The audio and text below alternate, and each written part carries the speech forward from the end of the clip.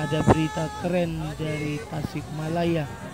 Pada 25 Agustus 2023 hari Jumat, bertempat di Tasikmalaya telah terlaksana kirap kebangsaan Merah Putih dalam rangka hari ulang tahun ke-78 Republik Indonesia.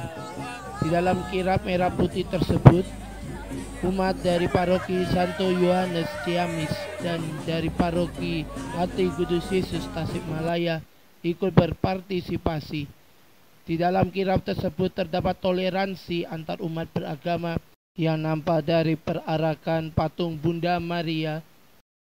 Selain itu, toleransi juga nampak dari peraraan salib, dan juga ada di situ wiru atau dupa yang dibawa oleh missioner, dan ini juga foto bersama Romo dengan umat muslim.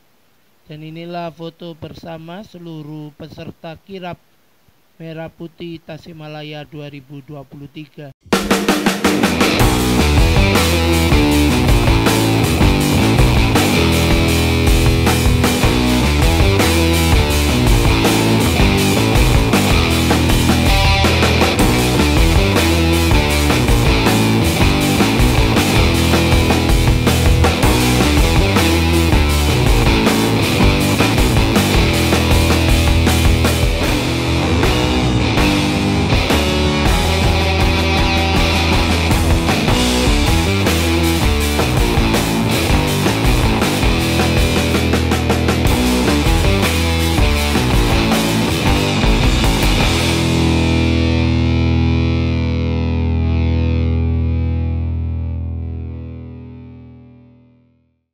Shalom, Om Swastiastu, nama budaya, salam kebajikan, salam sejahtera bagi kita semua.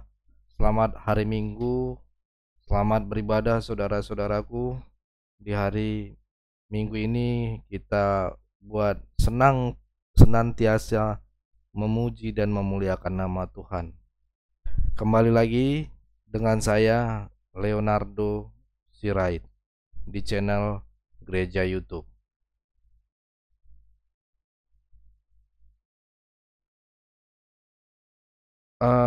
Hari ini saya mau menyampaikan kabar gembira mengharukan. Patung Bunda Mulia, Patung Bunda Maria diarak di Tasikmalaya. Ini kota yang sangat sebenarnya toleransi ya. Dia berani membawa patung Bunda Maria diarak di Tasikmalaya ini ya. Ada peristiwa yang mengharukan di saat peringatan Hari Kemerdekaan Indonesia lalu.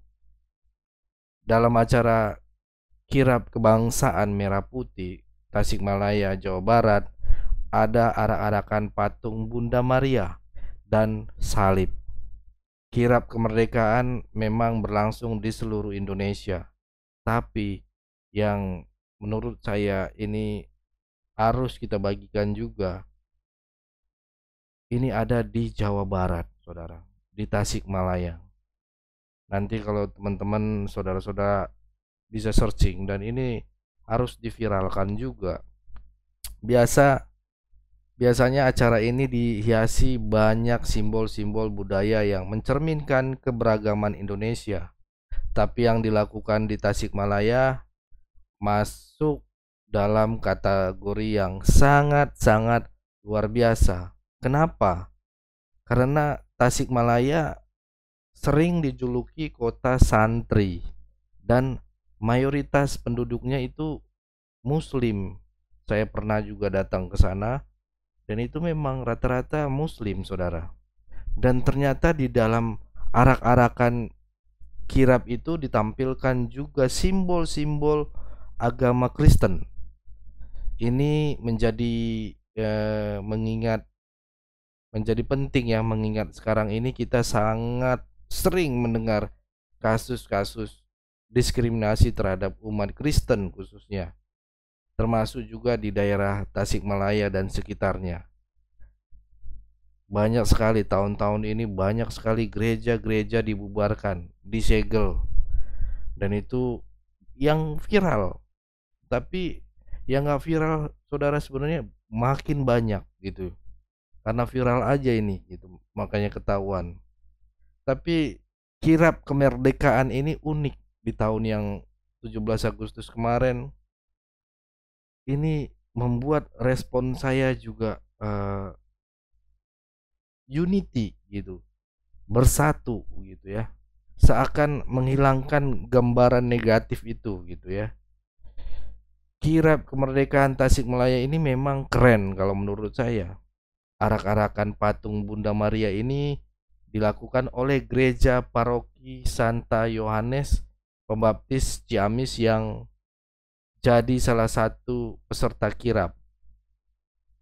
Patung itu diarak di sepanjang kota Tasikmalaya, mulai dari Jalan Yudar Nagara dan berakhir di kompleks olahraga Dahaka ya.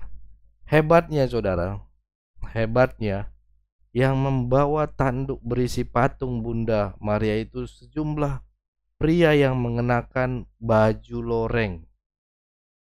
Baju loreng itu ya, bukan TNI maksudnya, yang menjadi seragam khas Banser, yaitu na, na NU ini ya, Nahdlatul Ulama NU. Jadi patung Bunda Maria itu dibawa oleh pemuda muslim loh. Dan ini sangat-sangat saya hormati gitu kan. Biasanya kita lihat apa-apa najis apa dan sebagainya gitu ya. Dan ini menurut saya mengagumin, luar biasa orang-orang seperti ini gitu ya, menegakkan toleransinya.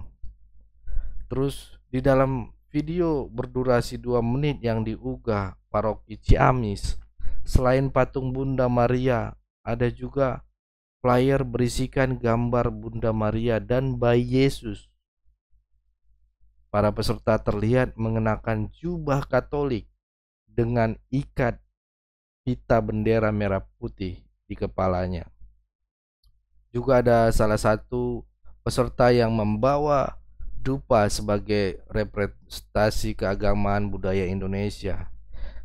Masyarakat berjejer di pinggir jalan pun menyambut dengan antusias patung Bunda Maria. Acara yang diselenggarakan oleh jajaran TNI dan Polri ini diikuti oleh berbagai elemen masyarakat.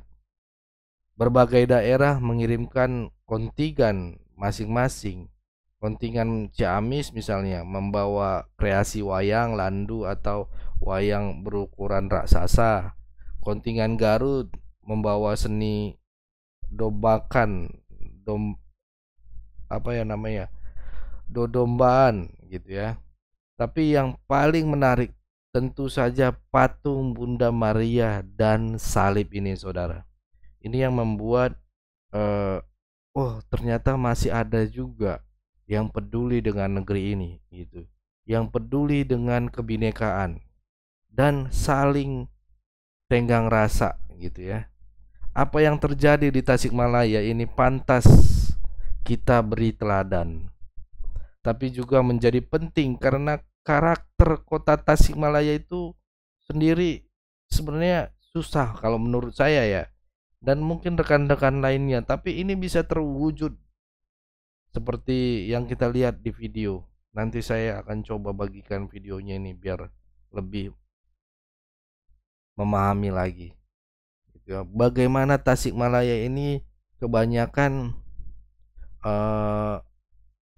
Muslim di Tasik ini kan. Kalian bisa searching dimanapun itu, Tasikmalaya kebanyakan Muslim gitu kan ininya. Juga dikenal sebagai kota santri ya, karena di kota itu tersebar banyak pondok pesantren. Coba hitung aja, lihat di Google itu pasti ada banyak sekali pondok pesantren. Kota ini juga merupakan pusat pendidikan ketiga terbesar di Jawa Barat setelah Bandung dan Bogor ya. Ada sekitar 30 universitas, akademik dan sekolah tinggi di kota kecil ini. meskipun jumlah penduduknya hanya sekitar 731.000 orang. Di sana juga sering diadakan berbagai macam festival berskala nasional maupun internasional. Misalnya saja NIM ada Tasikmalaya TAFest kalau nggak salah namanya, Tasik Open 2010 dalam bidang olahraga tingkat nasional. Festival kuliner Tasikmalaya, Tasikmalaya Craft dan Kultur Festival, dan festival-festival yang luar biasa gitu lainnya yang rutin diadakan tiap tahun di kota ini. Ada banyak artis terkemuka yang datang dari kota ini seperti Rhoma Irama, IJ Tresnawati, Fetty Vera, Caca Handika, Evi Tamala, Indra Bruma, dan lain-lain. Masih banyak lagi artis-artis kelahiran dari Tasikmalaya ini. Jadi di satu sisi Tasikmalaya ini memiliki karakter kota yang religius gitu, kreatif dan menghargai keberagaman. Tapi di sisi lain, di kota ini juga terdapat akar-akar radikalisme, saudara. Misalnya waktu kota terdapat akar gerakan Darul Islam yang memperjuangkan terbentuknya negara Islam di Indonesia. Itu sempat dulu naik di DITI ya, bahkan mengembangkan aksi bersenjata untuk memisahkan diri dari NKRI. Tapi itu di tahun 1950. Aksi mereka dilumpuhkan pada tahun 1959 dan di era Orde Baru mereka sama sekali nggak terdengar kegiatannya lagi. Tapi sejak reformasi, kelompok-kelompok yang masih membawa semangat DI ini kembali berkembang. Bahkan dalam beberapa kasus ada sejumlah teroris yang tertangkap di Tasikmalaya ya. Mereka terlibat dalam gerakan untuk menekan dan menindas umat minoritas seperti umat Kristen dan juga Ahmadiyah ya. Ya kalau nggak salah Ahmadiyah. Bahkan ada kasus pembakaran gereja dan konflik antar umat Kristen dan Islam di desa Cikaung Ganding. Juga ada penyerangan terhadap pesantren Islam Al-Idrisiyah yang dianggap sebagai aliran sesat. Gerakan kaum radikal ini juga bersifat politik sebenarnya, saudara. Secara aktif, kelompok-kelompok radikal ini merupakan mempengaruhi tokoh-tokoh dan pemimpin-pemimpin daerah agar mendukung lahirnya perda-perda syariah. Ini yang berbahaya. Mereka berusaha mendorong lahirnya peraturan gubernur atau peraturan bupati tentang pelarangan kegiatan keagamaan kaum minoritas. Untuk menarik simpatis dari masyarakat, kiai dan kalangan-kalangan pesantren, mereka juga aktif sebagai menjalankan gerakan kekerasan terhadap sejumlah tempat hiburan dan razia minuman keras ya. Tapi masyarakat di sana nggak tinggal diam. Masyarakat Tasik secara tegas berusaha melawan radikalisme ini gitu ya. Jadi ada perpecahan juga antara nasionalisme dan radikalisme gitu. Itu akhirnya ya mulai pecah mereka gitu kan. Misalnya saja waktu ketika Habib Rizik Syihab pulang ke Indonesia tahun 2020, kelompok-kelompok masyarakat Tasik menolak kehadiran di Tasik. Masyarakat yang tergabung dalam aliansi warga Tasikmalaya bahkan melakukan unjuk rasa yang cukup besar. Mereka menyatakan menolak semua bentuk radikalisme dan intoleransi yang menjadi penyebab perpecahan bangsa. Salah satu kelompok nasionalis yang aktif melawan radikalisme di Tasikmalaya adalah Nahdlatul Ulama atau yang disebut NU ya. Yang paling aktif dalam kelompok-kelompok muda NU yang ada seperti Gerakan Pemuda Ansor, Garda Bangsa dan PMII itu ya. Tanpa segan-segan sekelompok muda NU menghadang gerakan radikal baik dalam pemahaman keislaman maupun aksi massa gitu ya. Tapi sampai saat ini tidak pernah terjadi bentrokan fisik antara kelompok muda NU dengan kelompok Islam radikal. Perlawanan ini menjadi menguat karena mereka juga mendapatkan dukungan dari pemerintah. Di Kabupaten Tasikmalaya misalnya ya, pemerintah melalui forum kewaspadaan dini masyarakat atau yang disebut dengan FKDM melakukan sosialisasi radikalisme dan terorisme. Wali Kota Tasikmalaya juga aktif melakukan kegiatan pencerahan terhadap masyarakat, ibaratnya kasih edukasi gitu, pencerahan. Oh ini nggak boleh begini, ini melarang NKRI, ini melarang toleransi dan juga bahaya kepada negeri gitu ya. Badan Nasional Penanggulangan Teroris bahkan memberi penghargaan kepada Wali Kota Tasikmalaya, Muhammad Yusuf namanya ya. Kita juga salut, kita harus doakan terus beliau untuk melahirkan toleransi di Tasikmalaya, karena Bapak Muhammad Yusuf ini atas upaya maksimal dalam mencegah dan menanggulangi kaum radikal di sana. Jadi dia berani bersuara untuk kemajuan negerinya, melihat ini kalau terus-terusan kayak gini bisa bahaya. Ini Pak Muhammad Yusuf ini sangat-sangat peduli dengan NKRI dan menghargai dan menghormati konstitusi. Beribadah itu kan sudah dilindungi oleh konstitusi gitu ya.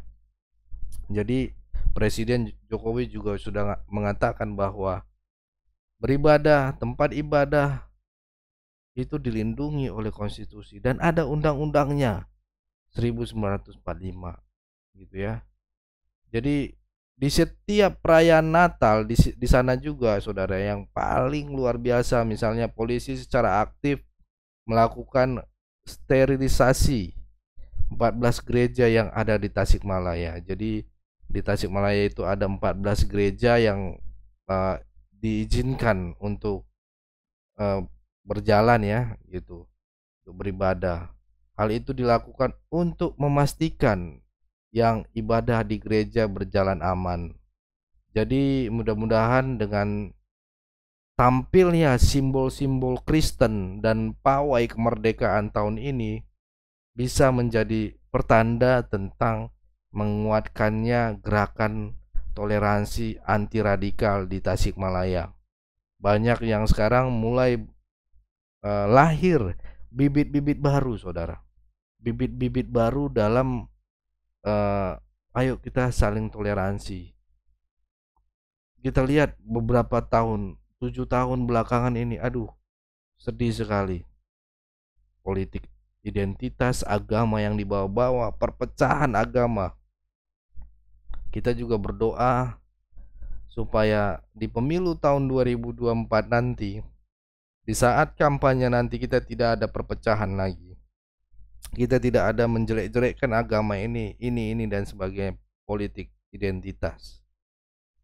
Kita terus berdoa semoga ada lahir lagi bibit-bibit baru untuk melahirkan toleransi seperti yang di Tasikmalaya ini. Gak gampang saudara, memang gak gampang, tapi kita tiap langkah pelan seperti yang disampaikan oleh Al Zaitun waktu saya datang ke Al Zaitun menemui Panji Gumilang, memberikan support. Karena apa?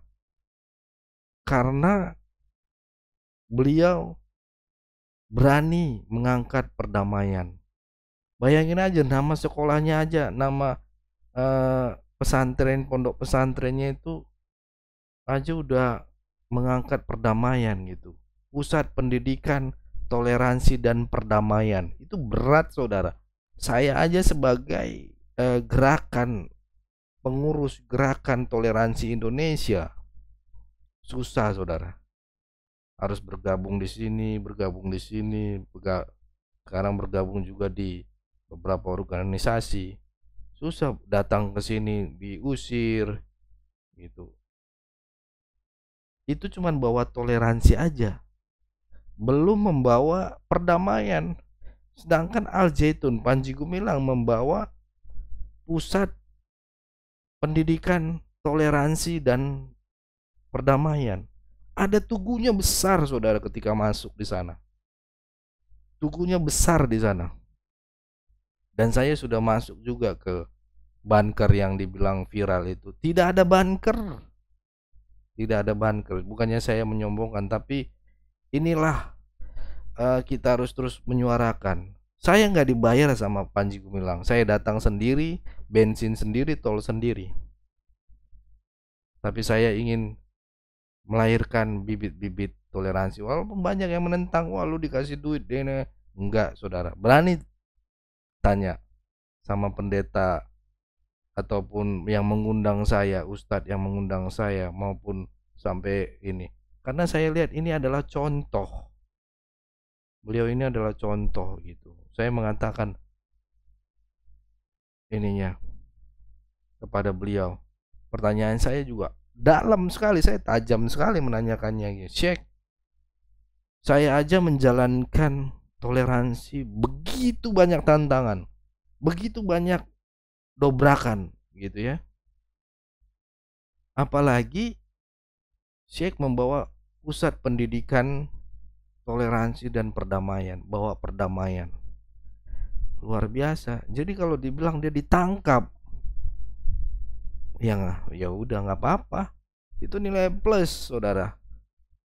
Saya salut sama beliau, gitu aja. Ininya. Tapi dia tidak akan berhenti untuk terus menegakkan itu, menjalankan itu. Keadilan terus dilakukan, ditunjukkan toleransi. Ya, wah nantilah kita akan panjang nanti saya kalau berbicara tentang Al Zaitun ataupun Panji Gumilang, sampai saya melihat di sana yang dibilang negara di dalam negara. Ya memang benar, salah satunya, saudara. Mereka kalau 2 tahun atau 3 tahun bumi ini ataupun kayak COVID kemarin, mereka sudah punya subsidi makanan, ikan, makanan, minuman dari sendiri. Namanya Hayahim, nama aquanya, ibaratnya air minumnya. Mau nama-nama Israel sana dibikin. Ikan udah ada, daging udah ada, sayur udah ada. Jadi saudara, kalau bumi Indonesia ini kenapa-napa ataupun kena virus ataupun gelap gulita dan sebagainya, listrik udah ada mereka, beras udah ada untuk 2 sampai 3 tahun. Jadi kalau ini ya datang aja ke pondok pesantren Al Zaitun, udah ada ini pangan gitu.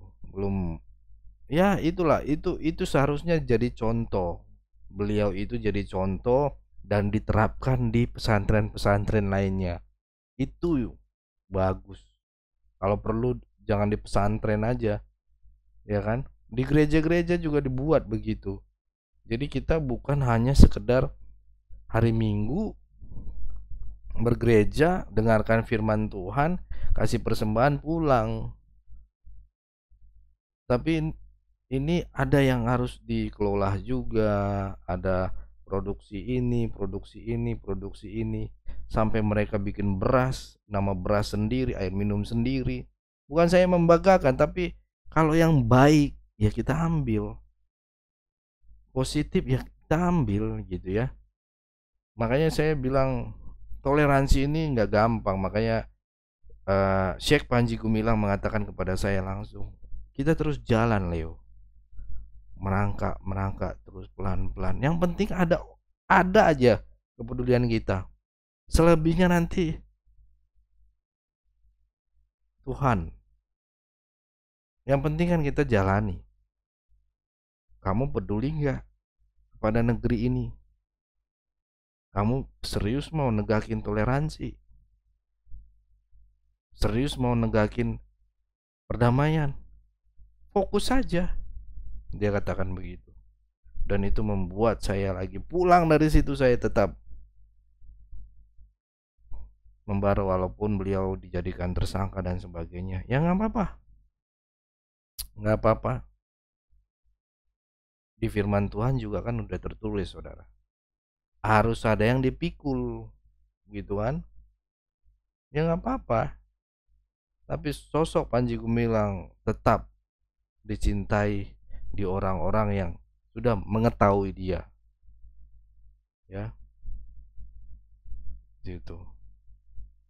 Itulah, saudara. Mungkin nanti kalau saya bahas di sini terlampau panjang, tapi ingat saya tidak dibayar, ya. Saya benar-benar rindu melayani di sana ininya. Dan ketika diundang saya hadir.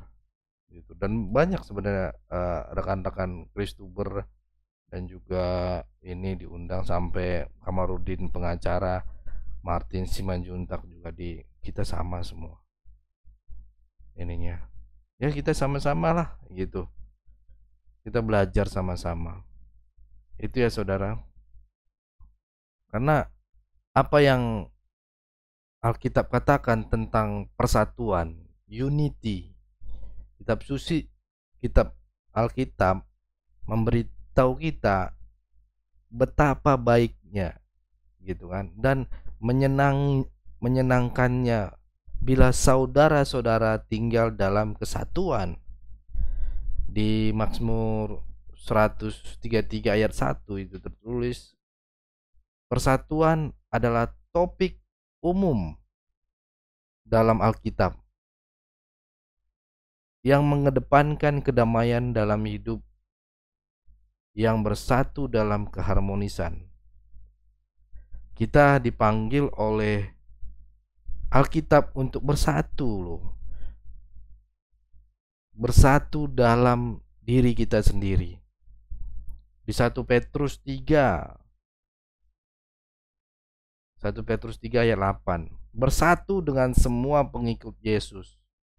1 Korintus 1 ayat 10, dan memelihara kesatuan roh. Ya kan? Efesus 4 ayat 3. Ya.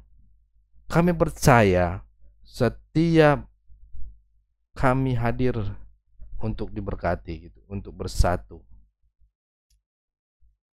Ayo kita sama-sama tetap terus unity.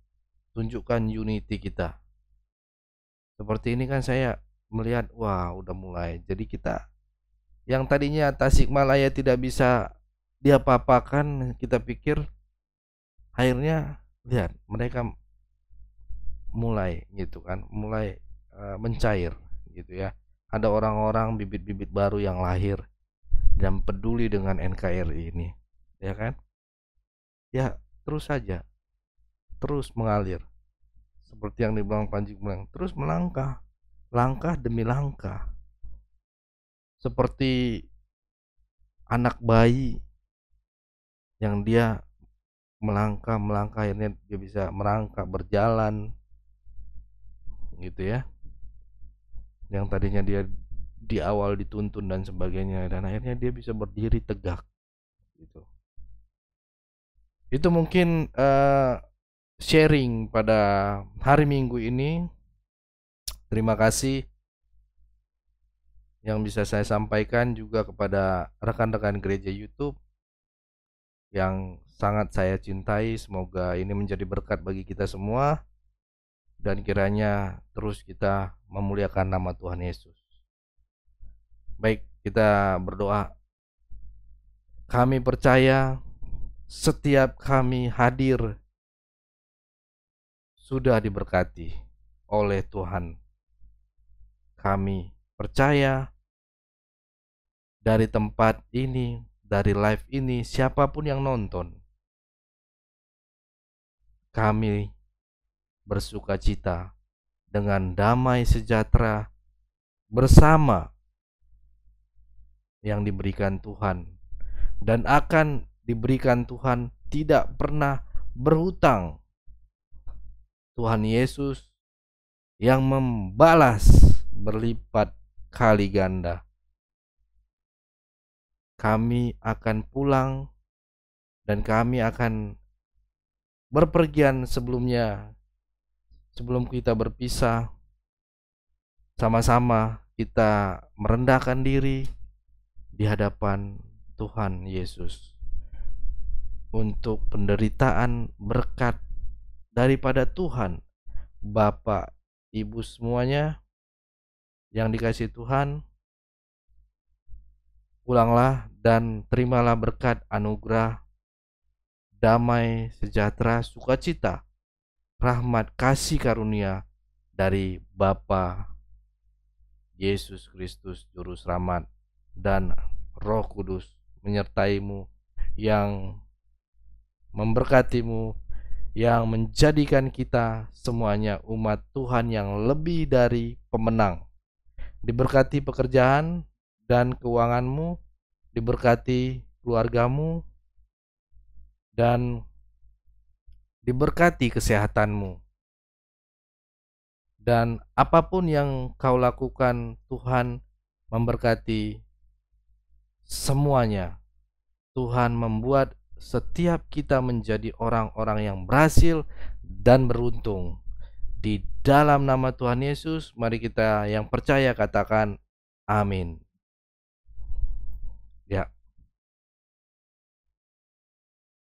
Ya, terima kasih buat teman-teman semua yang sudah bergabung di sesi sharing firman gereja YouTube ini. Sampai bertemu kembali di sesi-sesi kita berikutnya, ya kan? Tuhan memberkati, menyertai kita semua, dan terima kasih kepada semua saudara yang sudah mendukung kegiatan pelayanan kita. Tuhan juga yang memberkati dan yang rindu memberkati yayasan pelayanan kita, Yayasan Cipta Pelita Kasih, bisa melalui rekening di deskripsi di bawah ini. Itu yang mungkin bisa saya sampaikan. Terima kasih buat hari ini. Jangan lupa bagikan dan share video ini. Saya Leonardo Pendepotan Sirait, mohon undur diri. Tuhan Yesus memberkati kita semua. Shalom.